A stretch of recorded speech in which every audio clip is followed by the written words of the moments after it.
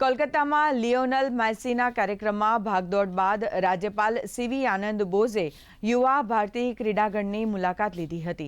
તેમણે સમગ્ર પરિસ્થિતિનો તાગ મેળવ્યો હતો તેમજ સુરક્ષા વ્યવસ્થાની સમીક્ષા કરવાનો નિર્દેશ આપ્યા હતા. તેમણે ઘટના માટે આયોજકો તેમજ પ્રાયોજકોને જવાબદાર ઠેરવ્યા હતા. ઉપરાંત કહ્યું કે પોલીસ અને મુખ્યમંત્રી પણ આ ઘટનાની નિષ્ફળતા માટે જવાબદાર છે.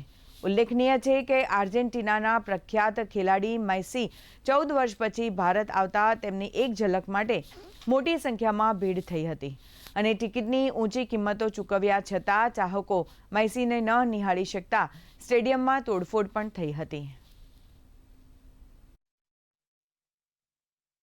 500 आदमी घेर के रखा मैसी को, सब नेता अभिनेता लोग. हम लोग को क्यों बुलाया? ये देखिए टिकट, एक शक्ल नहीं देख पाया उनका हम लोग. एकदम घटिया इवेंट. 10 मिनट के लिए आया, सारे नेता मंत्री कॉर्पोरेट ऑफिसर सब उनको घेर लिए, कुछ नहीं देख पाए. बहुत घटिया, बहुत खराब, बहुत कुछ भी नहीं देख पाया.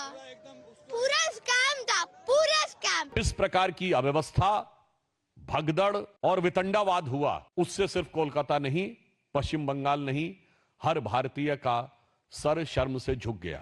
5,000 8,000 रुपये की टिकट भी बेची गई, उसमें टिकट की भी कालाबाजारी हुआ, इसमें करप्शन हुआ. ये तो मिसमैनेजमेंट ऑफ गवर्नमेंट कहा जा सकता है. खासकर जो उनकी स्पोर्ट्स मिनिस्ट्री होगी उसका तो टोटली फेलियर है ये.